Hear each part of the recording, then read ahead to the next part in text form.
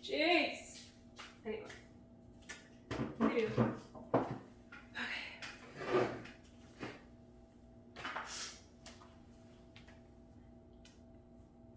Hi everyone. My name is Devin and welcome back to Is It Ableist? And today I am bringing you episode 8 and we are talking all about teaching on Zoom. So, as we all know, this past year was one of the hardest that we've ever experienced. Everyone around the world was affected by COVID-19 and is still being affected by the virus today. And it completely just turned everyone's worlds upside down, and it completely changed the dance community. All of a sudden, we went from taking in-person classes, seeing each other every day, just all the things that we were used to and most likely took for granted, and in an instant, it was all taken from us. And we ended up going into the virtual classroom. And this changed a lot for the dance community, and it significantly changed a lot for me as a disabled dancer functioning within the new virtual space. So that is what I am here to talk to you all about today. As always, like I say every single week, this is just all from my personal opinion and my personal experiences, but I always encourage you to talk to other people, go beyond just watching this video, and continue to expand your knowledge by seeking out other experiences, because I'm just one person, I do not know everything, and this is just all based off of my experience. So without further ado, let's jump in to episode 7.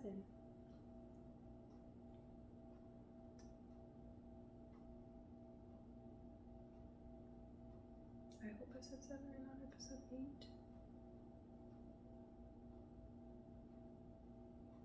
Let me just do it back to you. Hello everyone, my name is Devin and welcome back to Is It Ableist? Episode number 7. Let's leave it at that. Okay.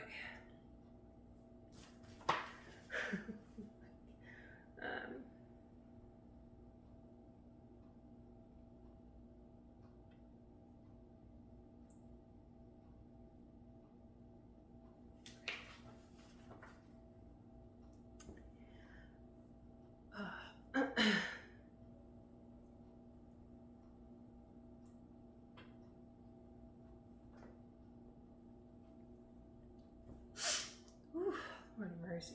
I'm gonna cut all this.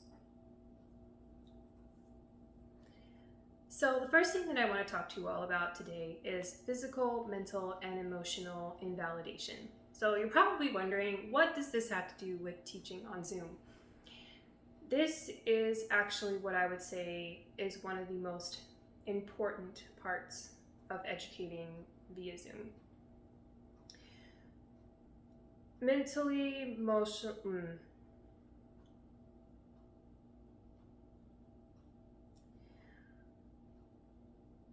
educating on Zoom and also being educated on Zoom can be a very mentally, emotionally, and physically draining thing to participate in, as we all have experienced over the last year.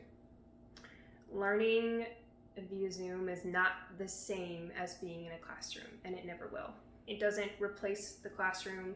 It poses some very significant challenges, and it requires almost a new set of skills and awareness that a lot of us didn't have before.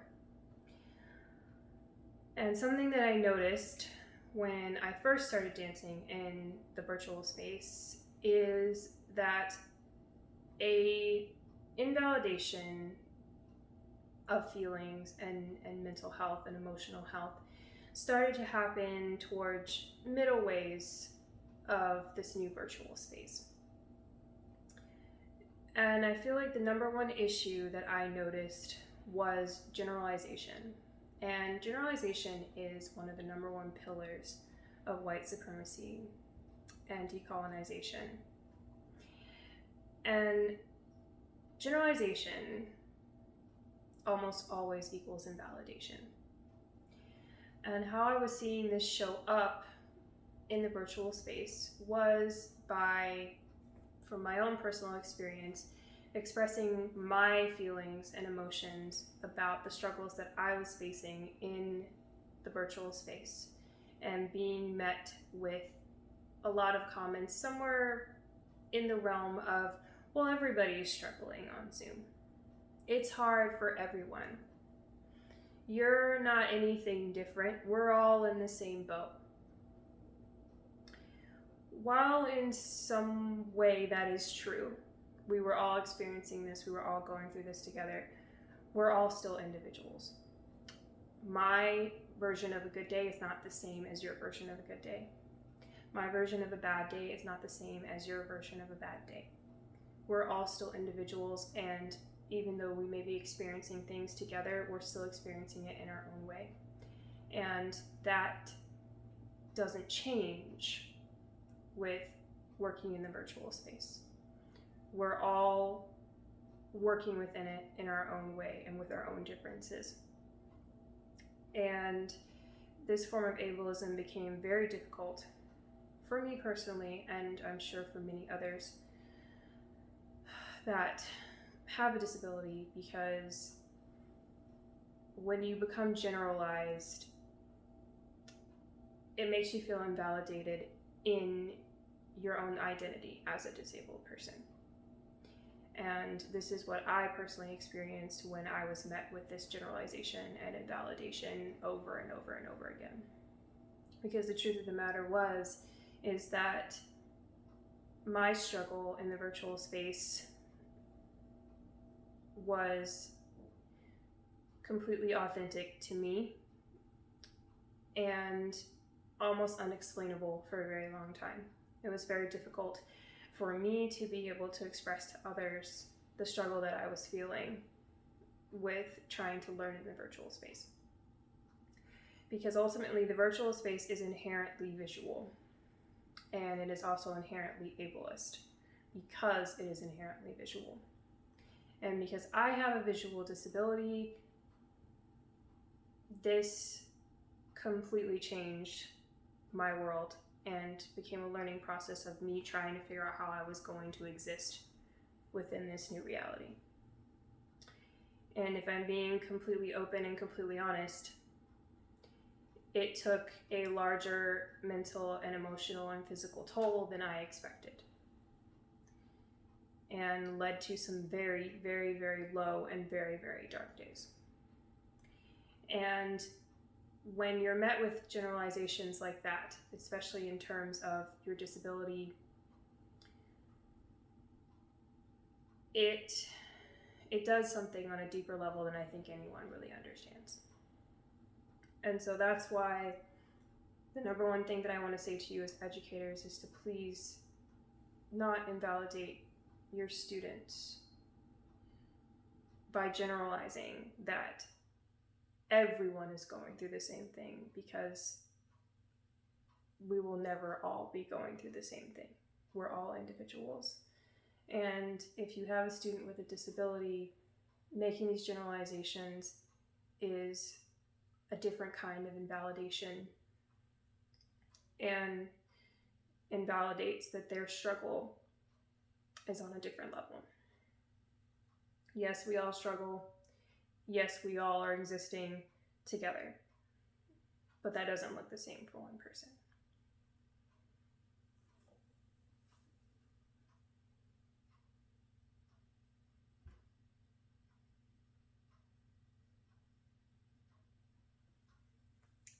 The next thing that I want to talk about is something that I actually will be going into a little bit more detail in another video on its own, but I want to touch on it because this is a huge part of successfully teaching in the virtual space and making your virtual space accessible.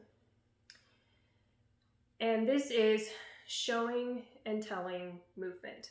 Now you're probably thinking showing and telling, like show and tell, what are you talking about? Well, I'm not talking about it in that sense. I'm talking about how you are showing and presenting movement and how you are describing your movement. This is incredibly important in the virtual space. And I can tell you firsthand that one of the major reasons why I only have been dancing with certain people in the virtual space is because of this element of teaching on Zoom. With Zoom being inherently ableist and being inherently visual, it was impossible for me to be able to take classes with teachers who did not tell along with showing their movement. Not giving very detailed verbal description, not being able to truly explain what they were doing. And when I talk about telling, I don't mean just saying, go here, go there, here, here. No. What I'm talking about is being able to verbally speak what you are doing, how it's happening, and how you're getting there. So to give an example, if you were going to teach a movement like this, being able to say that you are going to raise your right hand, you're going to raise your left to touch the bottom part of your right elbow, you're going to slide your left hand up to your wrist, you're going to turn your right hand to face the right side of your face. Telling where you're going and how to get there versus just showing the movement. This is extremely important because this is the difference between whether or not you could be excluding someone from your virtual teaching space. And it's a very easy way to exclude from your virtual space. Now, speaking in a more general way, learning on Zoom, as most of us know, it's not the same as being in person. So how details in certain movements are being presented in real life versus in the virtual space can vary quite a lot. And there are so many factors based on the camera, based on the sound, so many different factors that can alter how your movement is happening from where you're physically standing to this space right here. It can be incredibly difficult to navigate. So the more that you can not only show what you're doing, but give physical voice to what you are doing, can be the difference in calling people in and inviting people into your space. This is crucial and it's incredibly important. Especially if you have a student who has a visual impairment, this could be the difference in whether or not we can participate in your class. Because as someone who relies a lot on my hearing to learn, if I'm in a class where the choreography is being shown without any type of telling, any type of verbalizing, it's not possible. And this could translate to other disabilities as well. So I want to go a little bit more in depth about what some of this looks like. But please hear me when I say being able to give voice to what is happening with your choreography is extremely important. Not only in the virtual space, but also in real life as well. But when you're talking about translating things from real life to the virtual space, it is crucial.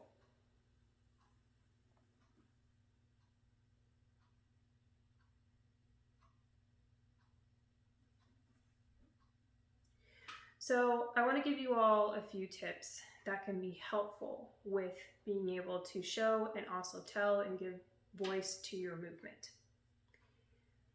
First one being, and the most important in my personal opinion, saying right and left. This is crucial.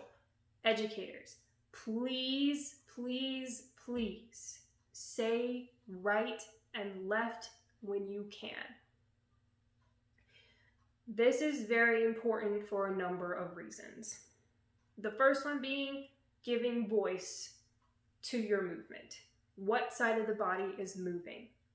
The next thing is, and this is probably what most of you all are going to be thinking about, is whether the camera is mirrored or not. So, for those of you who maybe aren't dancers or have not experienced a dance class over Zoom, most of the time the camera is not mirrored unless you have some type of technology to be able to mirror it. So a lot of times when you're taking class with someone who does not have a mirrored camera, all of their movements are going to appear the opposite from you. This is why right and left is important. Now, with the technology to mirror, there is still an issue that comes up with this, because when you are facing the front and the camera is mirrored, then of course everything is mirrored. So as the student, you're watching and it looks exactly mirrored to you. Things change when you face the back. If you are looking forward at the camera, but your instructor is facing the back, then everything is going to look reversed. In fact, it's not, it's still mirrored. But in order to still be mirrored to your teacher facing the back, you must also face the back as well, and then look over your shoulder and you will be mirrored. With all of these things being said, this is one of the most complicated situations that you run into dancing in the virtual space.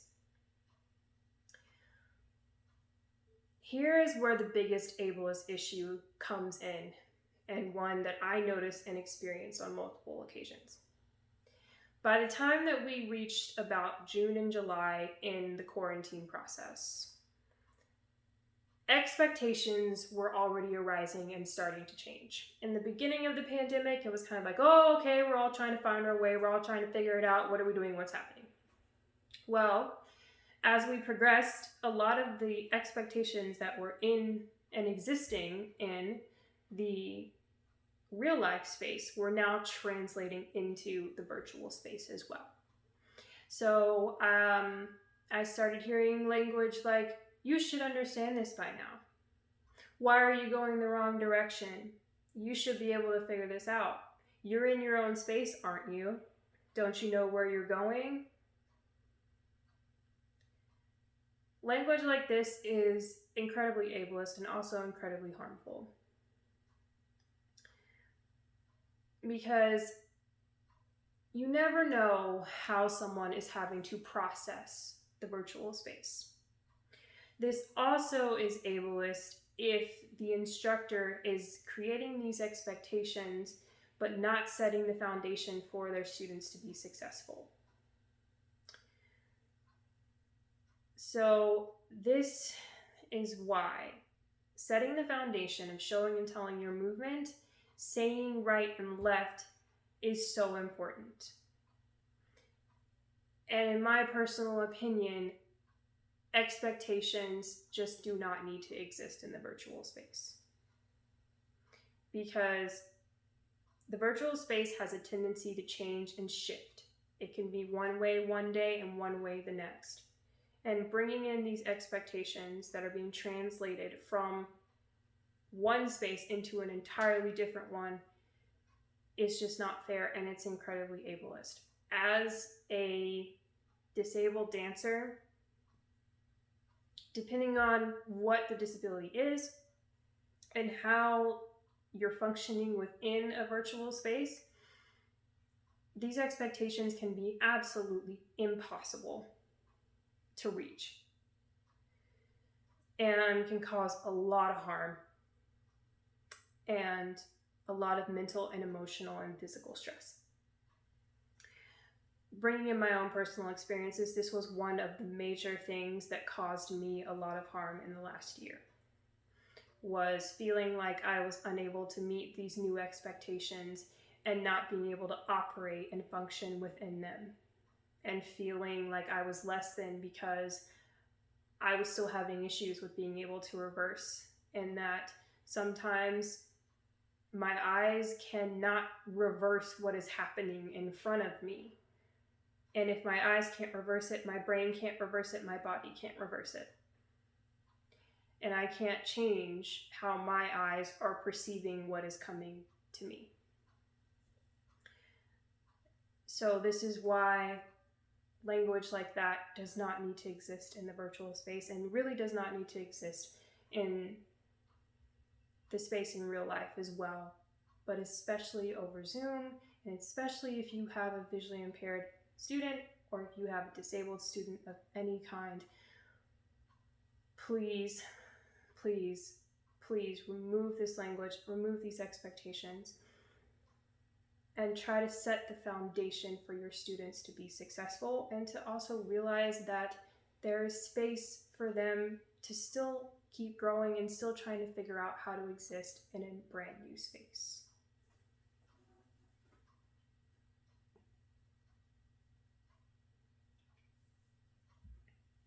So the next thing that I want to talk about are some things that you can do as an educator. Go back.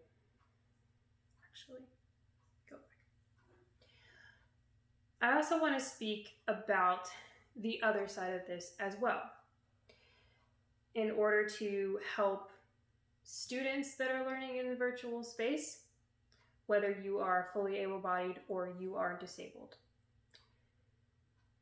Teaching the virtual space is difficult.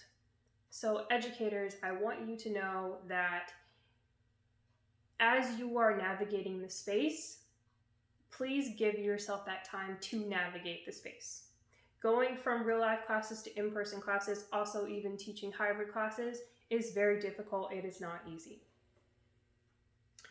So as educators, it's important to be able to give yourself that time.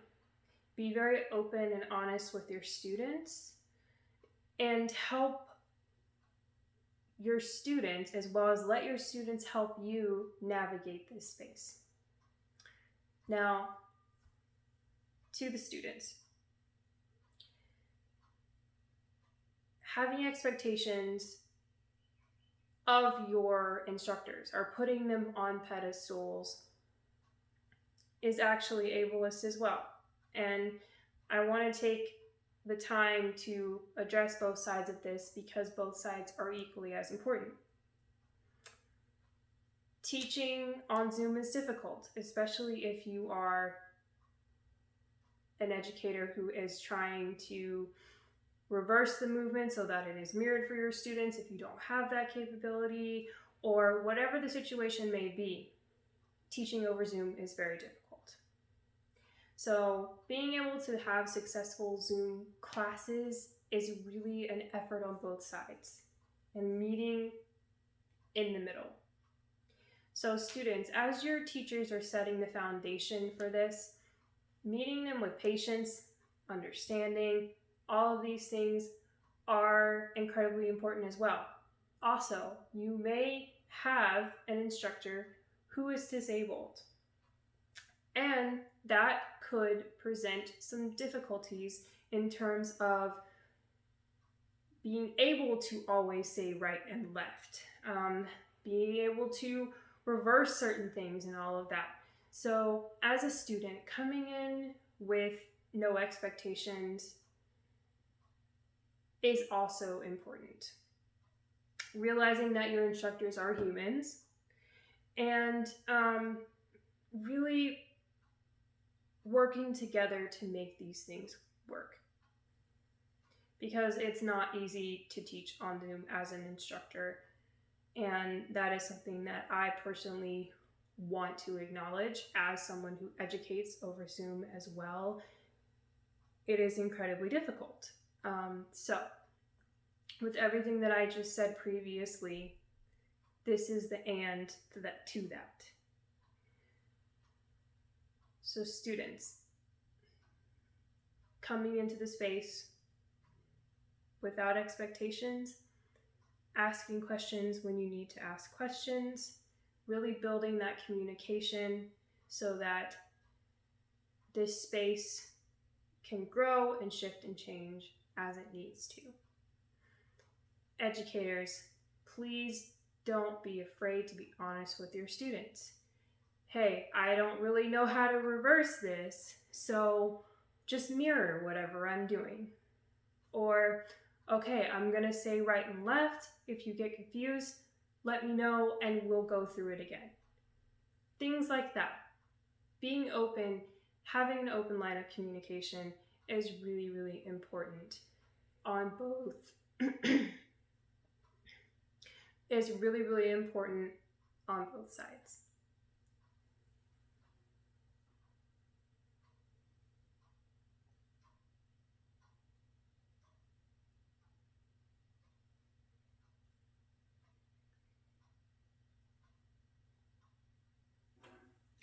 The next thing that I want to talk about is sharing some things that can help make your Zoom experience with your students hopefully a little bit better. So, the first thing that I want to talk about is sound quality. Sound is one of the most difficult things over Zoom for many, many reasons. When you're using Zoom, sound, microphones, all of these things can pose so many different problems, from losing sound to echoing sound to all kinds of different things. And when you start translating that into the dance space, it really becomes even more difficult. So here are some things that I have realized are helpful, that I have picked up from other classes and other teachers as well. And I hope that these will be helpful for you in creating better sound quality. Now, why is this important? This is important because you may have students that could be deaf or hard of hearing who need to have strong sound quality so that they can hear sound waves and certain things in the music. Now, being realistic, music over Zoom is not going to sound the same as it does in real life. So this is also where being able to tell things about your movement, especially if your movement is very indicative of music, this is where you're going to have to be as detailed as you possibly can about certain sounds and certain things in the music that may not be able to be translated. So one important thing is microphones. Do you have a microphone? Now, with the dance space, this can be a little bit difficult, but it is possible. There are some instructors who wear like the head microphones, but those can be uncomfortable, just to be honest. There are also the little tiny microphones that you can clip onto your shirt. And also, if you have a pair of like earbuds, wireless earbuds that'll fit in your ear that you know will not fall out as you're moving around, those are a really great option too, and can really help and enhance your voice so that you can be heard. And this is very, very, very important for a lot of reasons. Primarily so that your students can hear you loud and clear. And if you have students that have are deaf or hard of hearing, then this will be very, very helpful to them in being able to hear you.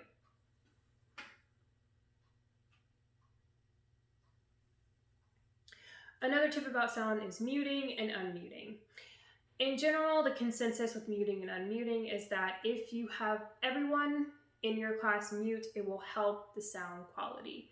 So if you can mention that somewhere in your class, letting your students know that for most of the class they'll be muted, this can be a really, really big help in terms of sound quality. Another thing that can be helpful is the sound sharing feature. So there is a feature on Zoom where you can actually share your computer sound and it will come through on the other side to your students. There are pros and cons to this. The biggest pro is that your students will be able to hear more of the accents and certain things in the music that you may be wanting them to pay attention to. So it can be very, very helpful with that because it's going to come through more loud and clear. There's going to be less of a chance of the music kind of cutting in and out. So this can be very helpful. Here's the difficulty with this one, is syncing the music. A lot of times when you are sharing sound, the sound will come through later than how you are dancing it. So your students will be watching you dancing to the song and it will not be synchronized in terms of timing. So this is another reason why being very specific, showing and telling your movement is going to be a big deal, because your students may have a difficult time watching that difference in timing. So setting that foundation so that even if they're seeing you do this and it's not matching the timing, they have a very strong reference of what they're hearing and listening for. A good thing also is having your students mark to the music so that they can go through some of the things that you've talked about and find those moments and find those accents or whatever it is that you're wanting them to hear or hit in the music.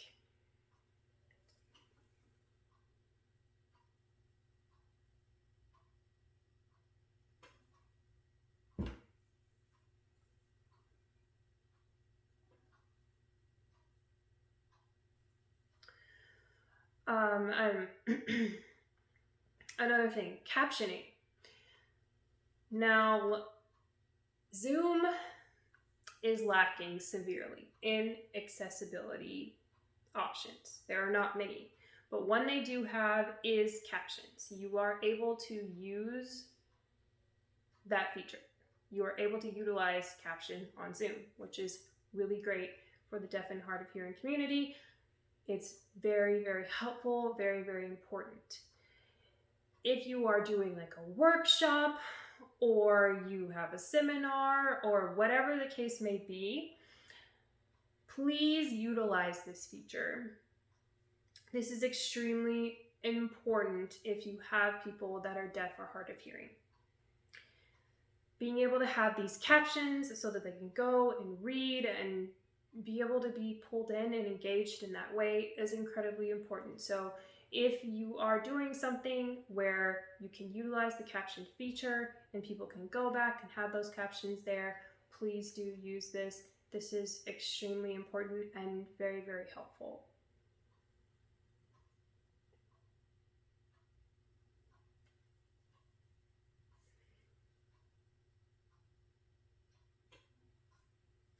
So the next things that I want to talk about is cameras.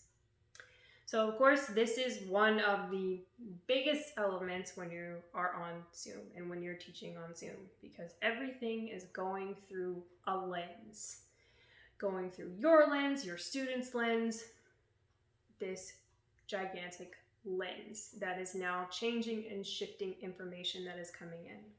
So I want to share with you some tips that will hopefully help and make this a little bit easier for your students, also make your space a little bit more accessible, and just see what is possible in terms of getting the most that you can in terms of video quality and how your students are being able to see you.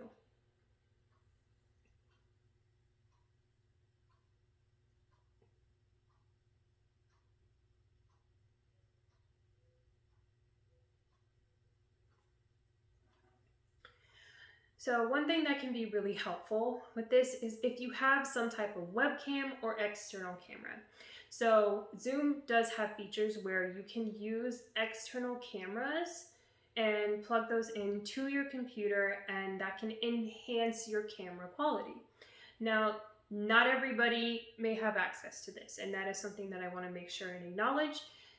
And if you don't have access to this, it's totally okay. This is not something that is really necessary, but rather just something that if you do have access to this, this can be really helpful in like changing the resolution of your camera, making things a little bit sharper, a little bit brighter, and this can be really beneficial in terms of how your students are seeing you in the virtual space.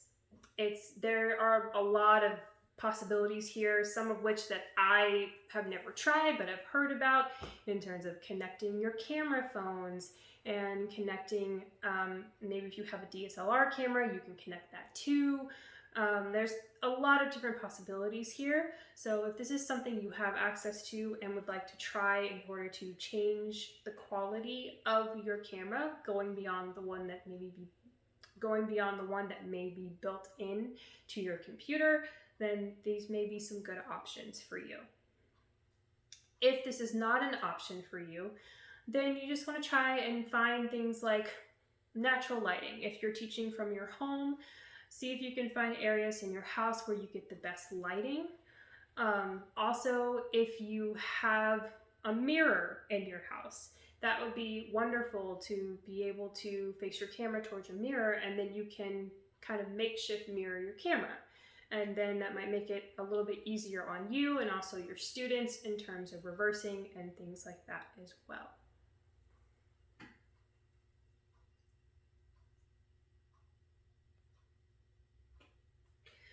Another important part to this is also camera placement. So this is actually a pretty big one, because where your camera is placed is going to determine the depth of field that your students can actually see. So can they see your full body? Are they only seeing your upper body? Are they mainly seeing your lower body? Or can they see everything? And most of the time when you are in a dance class, your students need to have access to being able to see the entirety of your body. So trying to find places where your camera can like easily be kind of set up, or you can kind of move your camera up and down depending on if you need to focus on feet or hands or whatever it may be. Camera placement is really important and can be extremely helpful.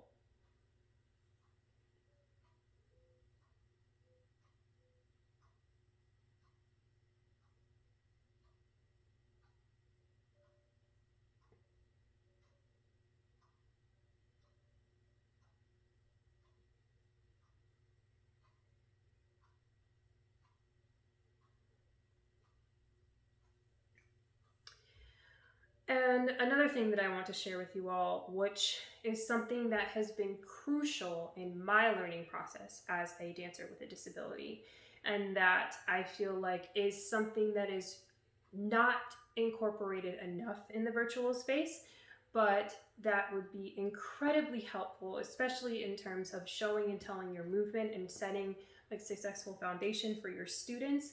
And that is coming closer to the camera. Now, this is very important for a few reasons. The first one being is if you are a teacher and you are teaching very gestural movement that is very heavy in terms of gestures, has a lot of specificity, a lot of maybe smaller details, a lot of details with the hands, the arms, things like that. It is very important that you come closer to the camera when you are teaching these movements.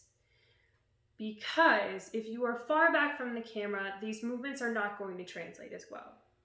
And for someone like me who has a visual impairment and has a hard time picking up detail, especially with fingers and hands, this becomes extremely difficult and very overwhelming and very frustrating to be able to see. And this was something that was one of the biggest struggles for me. in the last year, I've been studying and focusing a lot on contemporary fusion, which uses a lot of hip hop influence and has a lot of like gestural work in it. And for the first part of my experience with this in the virtual space, it was very, very difficult because at first, this element, in order to help me and the other students understand, was not something that was existing in the space. It wasn't until I had some conversations with my educators at the time that this is something that would be really helpful for me. And then from there, as this was more like incorporated, it changed my experience on a whole new level. So please, educators, if you can come closer to the camera, even if it's like after you hit a stopping point, at some point, come closer to the camera. Let your students see your hands a little bit closer, especially if you are doing gestural intensive work. This is very, very important because your students are not going to be able to see you fully doing gestures when you are this far away from the camera. Another reason why this is extremely important is if you have students who are deaf and hard of hearing, then you coming closer to the camera may be needed if you have students who read lips. If you are far away from the camera, your students are not going to really be able to read your lips necessarily unless you have a very strong camera or whatever the situation may be. But coming to the camera is also really, really important for this reason, because if you have students who may need to read your lips to understand what you are saying, then coming close to the camera is going to be really crucial for them.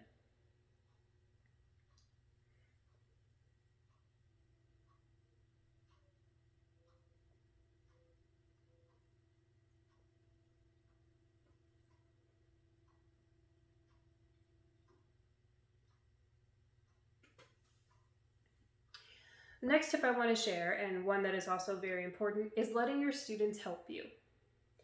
Your students can help you understand what is and isn't working more than anything in the virtual space.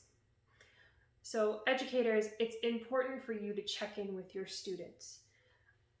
I think one of the hardest things to navigate as a student in the virtual space for myself and also with my disability was taking classes with instructors who just taught class, went through the class, never checked in with us and how we were doing and how we were functioning, and then in some cases that turning into expectations or judgments down the line.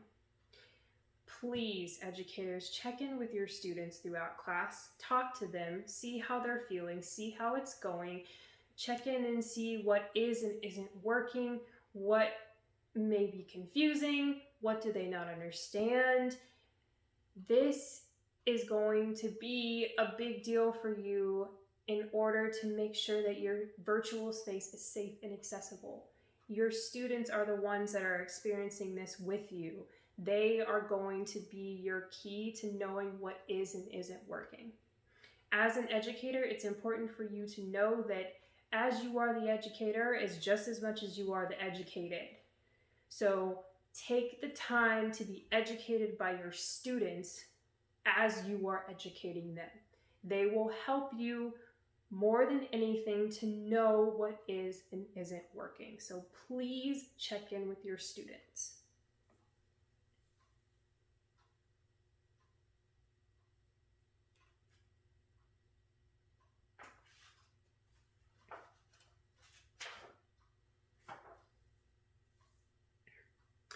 Physical space. This is another one that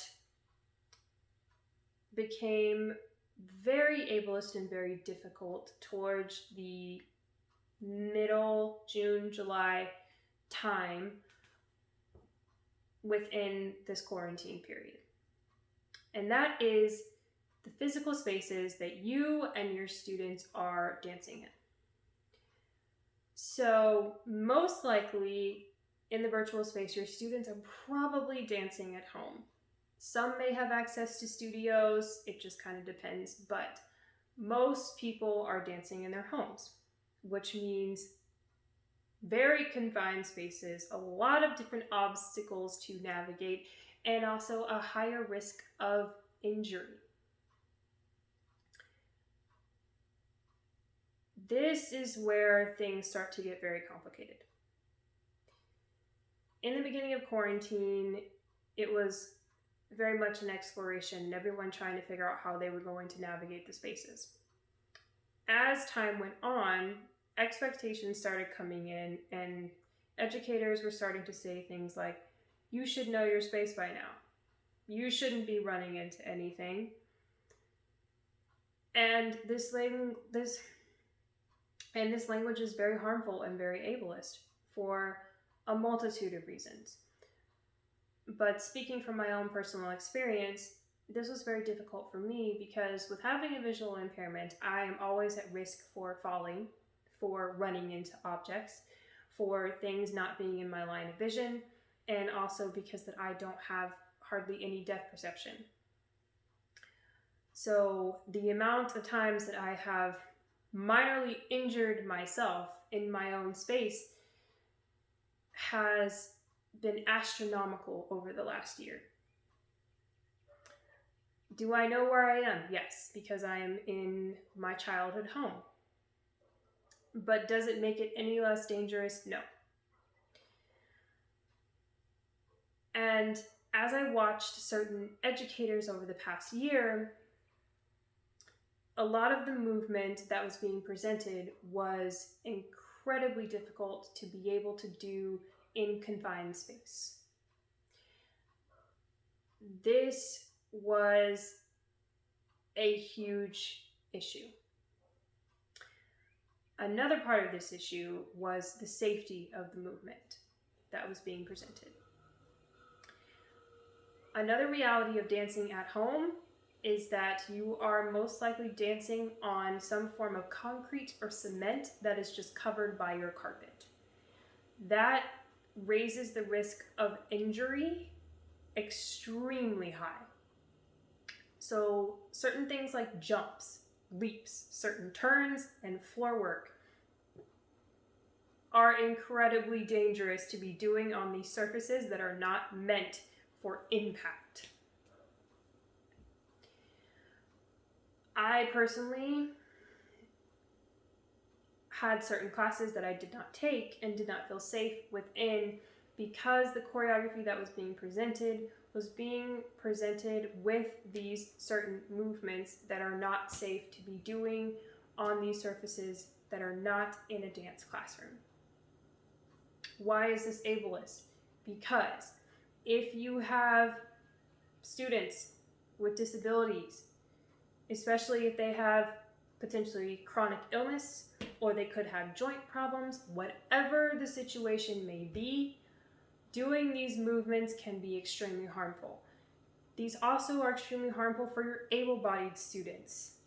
The constant impact on their bodies, on their joints, trying to do these movements that are designed to be done in a studio with some type of suspended floor is harmful for your students. As an educator, you may have to sacrifice some of your signature moves or some of the things that you want to do for the safety of your students.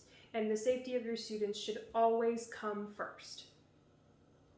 Always. The safety of your students comes before any type of dance movement.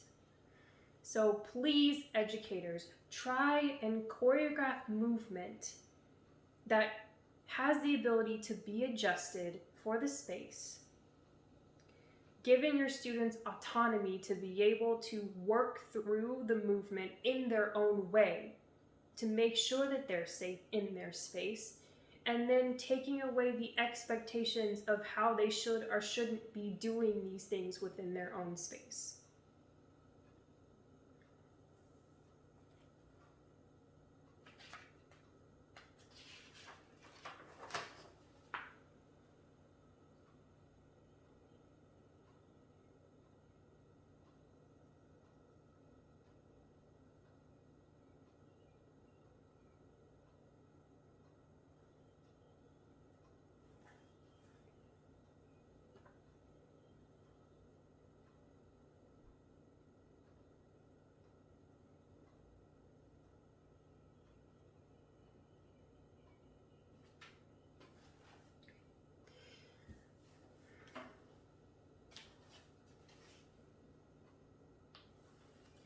the next thing that I want to talk about is navigating certain group dancing activities or improvisation that is inherently visual.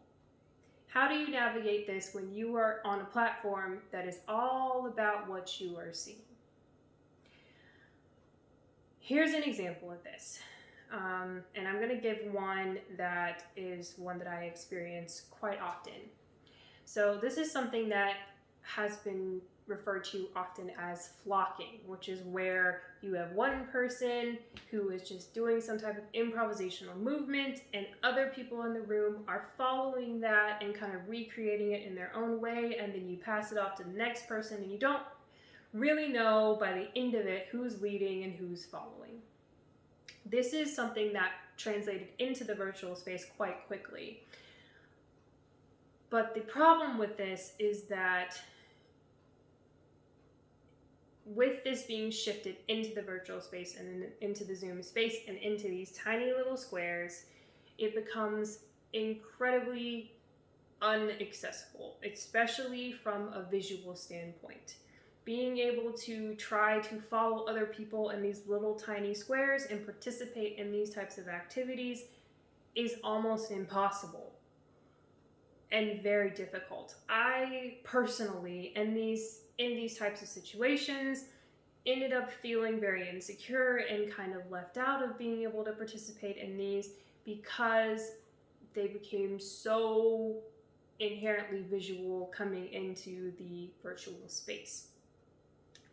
And a lot of these improvisational techniques and things are very difficult to translate from the real life space into the virtual space. And I totally recognize that. And as educators, give yourself the time to navigate that, but also give yourself the space to be able to search how you can take this inherently visual activity that is now in the virtual space and maybe add sound, bringing in the showing and the telling, adding some different elements in, taking the 5 senses and seeing how you can kind of move and shape and flow those in and out of these different activities so that some of your students don't accidentally get left behind in these moments, which can happen very, very easily.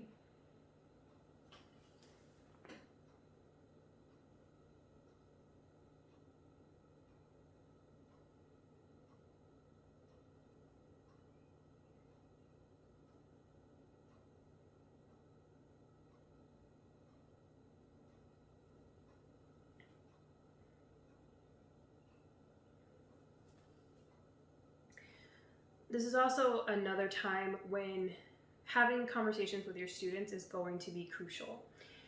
So if you're doing one of these activities and you maybe sense that something was maybe not working, or maybe you had students tell you that something was not working, truly have a conversation with them, find out what didn't work, and then go back and see how you can kind of play with this. Maybe even add some improvisational time, add some playtime if you have assistants that you can kind of just like mess around and do some different things and see how something can work. That's always a good idea, to try and see how you can expand this and make this work the best that you possibly can for your students so that it can be an inclusive space.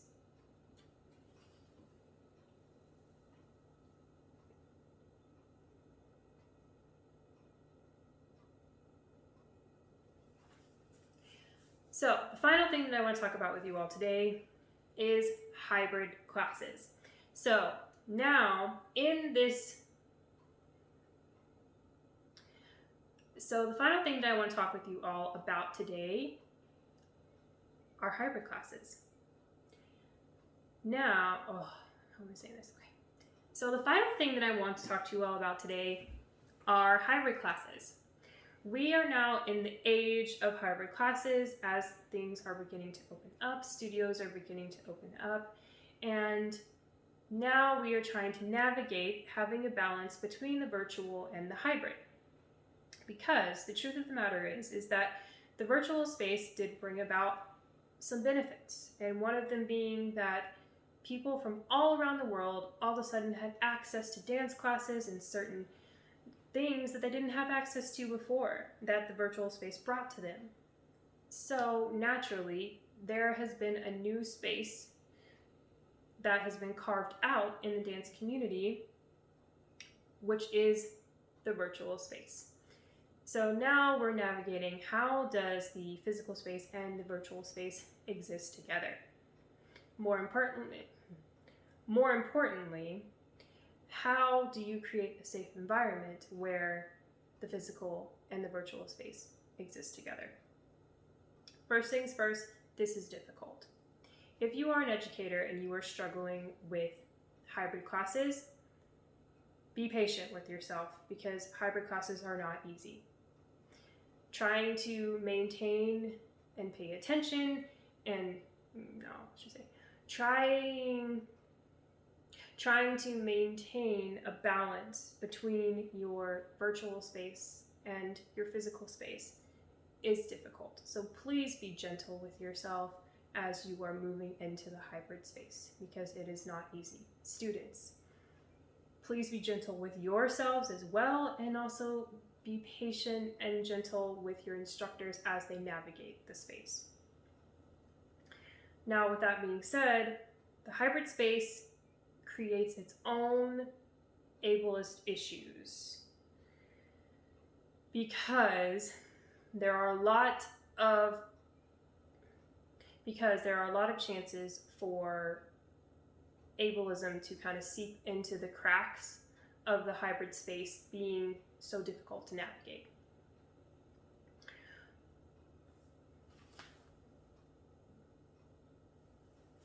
My first tip is that everything that I have said in this video applies to the hybrid space. Absolutely everything. And it applies to both spaces. I'm going to say again, one of the most important things is showing and the telling of movement. When you get into the hybrid space, you want to make sure that both of your spaces have an understanding of what is happening, both by you showing it and both by your description. So all of these things become even more important when you now have these two spaces coexisting with each other.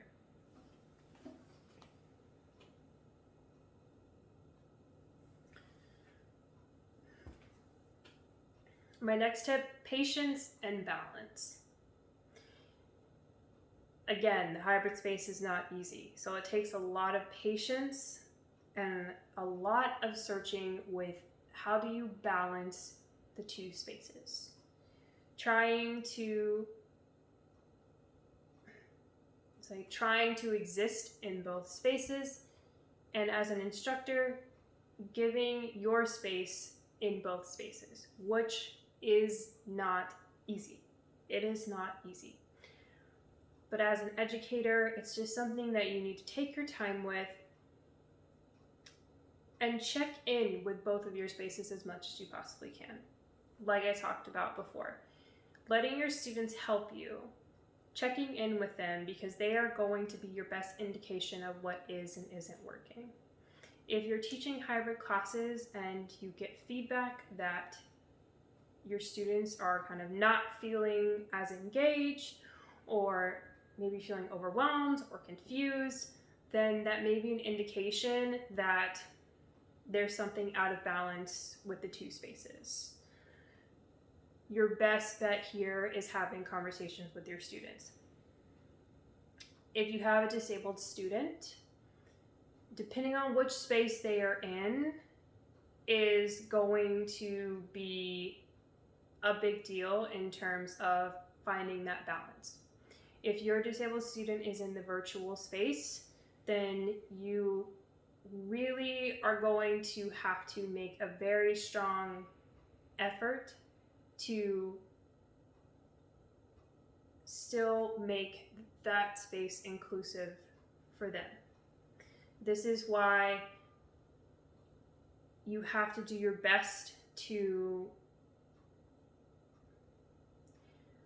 this is why it's important to try and remain aware if your balance is shifting into the physical space more than the virtual space.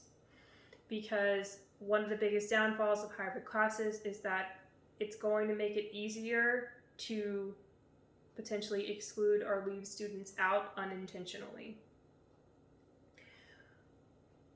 I would still say my best advice here is to check in with your students in both spaces, shifting back and forth as much as you can without overloading yourself. Also taking moments to just witness both spaces, giving yourself time to watch and really see what's working and what isn't working. Still asking your students if they have questions, because questions are going to be helpful for them and also helpful for you. If your disabled student is in the physical space, all of these things still apply. All these things that I've talked about in previous videos still apply as well. And this is where it's going to be really important. Maybe if you have assistants in the room, that they're spread throughout, so that if you are taking some time to focus a little bit more attention on your virtual space, that you still have people in the physical space that can be helpful, even if you are not able to be as available as you would if you were just teaching just the physical space. Of course, showing and telling is going to be incredibly important here too, so that you can have as much of a foundation as possible on both sides. And then letting your students help you. And if you can have a conversation with your disabled student, whether they are in the virtual space or in the physical space, this would be incredibly beneficial as well, to see what would be helpful for them. If something isn't working and they let you know that it's not working, having that conversation and then trying to figure out what works out best. With all these things being said, I want both educators and students to know that this is a process, and this was something that we were all thrown into and had no time to really figure out, and have been trying to figure it out over the last year. Educators, if you're still struggling with this, please give yourself some patience, some kindness, and just realize that you're doing the absolute best that you can. If you are an educator and you are not implementing these things, and you're visual and virtual, and you're not implementing these things, and your virtual space is not accessible and your physical space is not accessible, this is going to be a time for you to start to shift that. It is possible for the virtual space to be accessible, just as it is with the physical space. But it's probably going to take you some time to navigate that. Educators, I want to say it again, be patient with yourself as you navigate this. The best thing that you can do is call your students in, be open and honest with them, and that is going to make all of the difference. We're all trying to navigate this. We're all trying to understand this as it resonates within our own individual experiences. But the biggest thing to note here is that it is possible. Communicate, reach out, honesty are some of the best things that you can do with navigating the virtual space. So I hope that you all enjoyed this video, and I hope that it is going to be helpful for you as educators and as students going forward. Please let me know if you would like a part 2 to this video, or please let me know if you would like a part 2 to this video, or if students, you would like a video dedicated solely to you on how you can navigate through Zoom classes and hybrid classes. So as always, I post every single Friday, 5 p.m. Central Standard Time, 6 p.m. Eastern Standard Time, and you can also see this episode on my YouTube channel, Little Sight Glamorous Life, as well.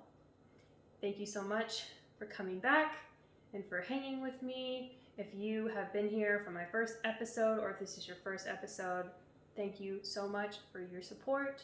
And I'm always open to suggestions, DMs, comments, whatever you need. I am here for you. Thank you so much. See you next week. Bye.